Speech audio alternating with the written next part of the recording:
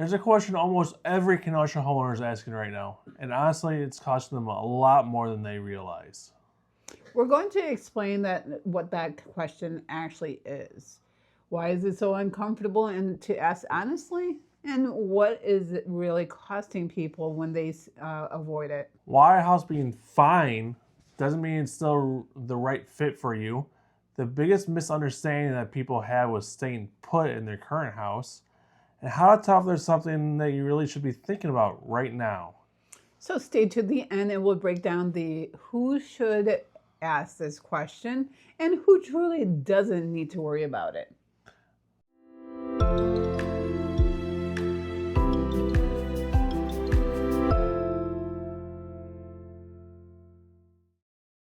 We're Shannon and Aalia, Scott, your local Kenosha area realtors here. We help dozens of people just like you in this very same situation every single week. So if you have questions about whether or not you should stay put in your current house or start looking for another one, give us a call or shoot us a text at 262-331-1621. All of our contact information is down below here. The question people avoid is not, is this now a good time to sell? Or not about the rates, or it's not about the headlines either. The real question is this house still the right house for our life right now? Simple question, incredibly hard to ask out loud. If the answer is no, then perhaps it's time to do something about that. If the answer is yes, then you've been miserable for absolutely no reason.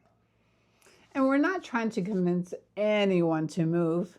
If your house fits for your life, that's awesome. You should stay. But if you've been feeling stuck, guilty, or quietly frustrated, then this conversation can give you some clarity. So a lot of people fall into what we call the gratitude trap. We worked so hard for this house. We should be grateful. Gratitude and outgrowing something can totally coexist.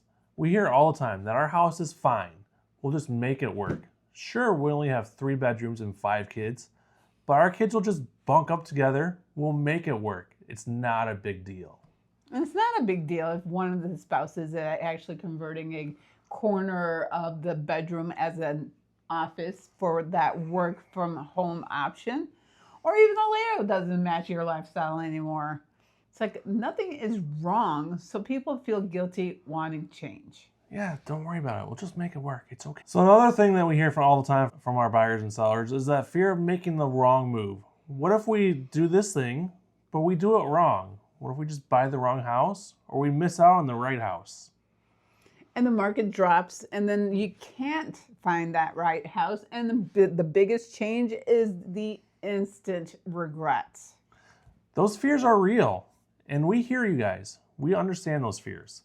So people avoid those questions entirely and just ignore the problems that they have right now and just keep living in the house that they have. But not asking doesn't make the problem disappear. But a lot of people are just hoping that if they just ignore the problem, it'll just go away. It'll magically fix itself. Once the kids are older, they'll move out of the house, we'll have more space, and we'll just adjust as time goes on. But sometimes it is a phase. More often than not, people wait years and it just gets worse and expensive when you ignore them. Housing prices just keep going up and up. What stuck really means is when life changes, the house doesn't. When a growing family is still in that starter home, or the empty nesters maintaining spaces that they don't want anymore. The house is fine, but the fit just doesn't quite fit anymore. Something just feels wrong. That wears on the quality of life over time. Location of the house. The location, you bought the house because you love the location. It was close to work, close to everything downtown. But the location just doesn't work anymore. Maybe you got a job promotion. Maybe you switched jobs. Or those remote workers. Yep. Now the location doesn't work quite so well anymore. So the west side homes and the east side homes, they kind of go side and side with the schools and the activities of your children, and the daily friction that people underestimate constantly. So being house poor, we talk to our first-time home buyers about this all the time. You don't want to be house poor. You don't want to buy too much house and overstretch your budget where you're paying way too much for your house and you can't afford the little things in life, like being able to go out for dinner, buying Starbucks every now and then, enjoying life because you have to make this huge house payment. You don't want to be house poor. That's a form of being stuck in your house. The mortgage fits, but your life doesn't, which means that your mortgage is fitting your budget just to live in there. However, it's not enough room to go and enjoy life. There's no breathing room, no savings. There's a constant stress. People don't talk about it because it feels like failure. But it's not failure. Life has changed, cost has changed, math has changed. You just have to figure out a new solution. So what avoiding the question actually costs you? The emotional cost is the low level daily stress that you can endure or not endure, frustration that spills into relationships. And we actually had a client who didn't realize how much energy went into the house just by dealing with those other topics that we went over. Financial costs. So that built up equity that you've built up over the years, if you don't sell your house and upgrade to a new one, the equity just kind of disappears if you fall too far behind on your payments and something ends up happening. Years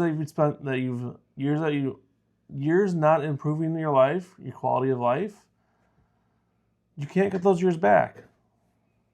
And the what if cost, the regret about the lost time. We should have done this sooner.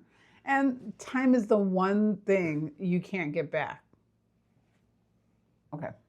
So who should or shouldn't ask this question? So a person who should be asking this question is you've been thinking about it for 6+ months now. And the daily life is being affected and you can make a move without pulling up finances.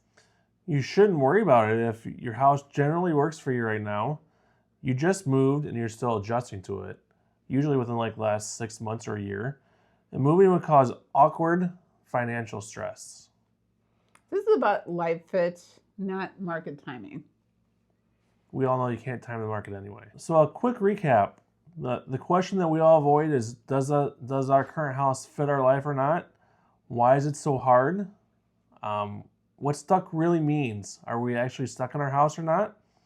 The real cost of avoiding that question, and who should and shouldn't act right now. So we are happy to talk it through with you, even if the answer is you're going to stay put. But we're here to kind of talk things out via call or text 262-331-1621, or shoot us a message at chat@realty.com, and let's set up an appointment and let's talk through those what ifs.